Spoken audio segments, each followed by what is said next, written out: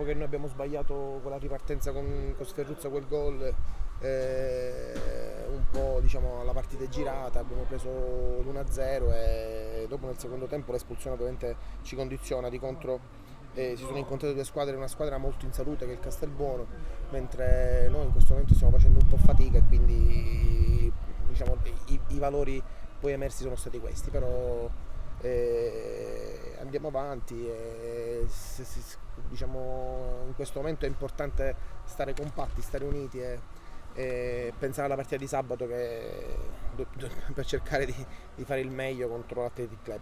Non è un problema diciamo, di salvezza piuttosto che di obiettivo di coppa, la verità è che le partite vanno giocate tutte al 100%, noi venivamo da una partita domenica fatta bene, nonostante la sconfitta, abbiamo cercato di trovare stimoli in questa partita, cercando di fare qualche cambio, cercando di risparmiare qualcuno. Le cose non sono andate bene, dico, affronteremo la prossima partita con uno spirito migliore, cercheremo di affrontarlo con uno spirito migliore e poi vedremo. Dico, purtroppo il calcio è fatto di partite, passiamo da una buona prestazione a una cattiva prestazione, però c'è soltanto da lavorare, da tirarci fuori da una crisi di risultati, perché ripeto, come dici tu, il 3-0 è un po' troppo rotondo e la prestazione soprattutto nei primi 40 minuti diciamo, è stata soddisfacente. Ecco. In questo momento dobbiamo lavorare di più, cercare di fare meglio, cercare di trovare dentro di noi le energie per uscire da questo momento e basta, diciamo, fa parte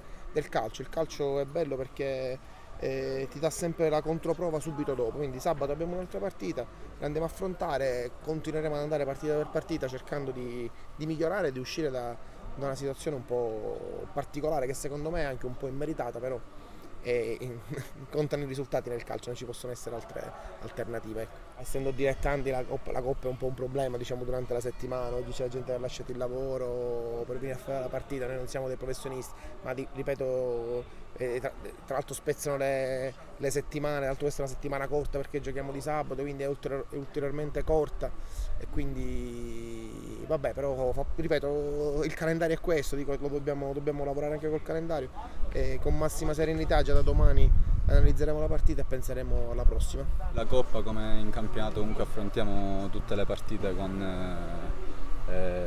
cercando di vincerle. Purtroppo oggi il risultato non è stato dalla nostra. Questo 3-0 penso che sia un po' diciamo, eccessivo. Diciamo che se al primo tempo riusciamo a mettere la palla dentro, che abbiamo avuto qualche opportunità, la partita penso che cambi, ma così come il calcio è questo, diciamo, gli episodi cambiano notevolmente le partite. Poi secondo tempo eravamo entrati bene, anche i cambi stessi diciamo, avevano fatto il loro all'inizio. Poi l'espulsione diciamo che ci ha tagliato un po' le gambe, loro comunque è una buona squadra devo dire, giocano bene la palla, poi superiorità numerica, diciamo che hanno prevalso e quindi il risultato poi è stato dalla loro.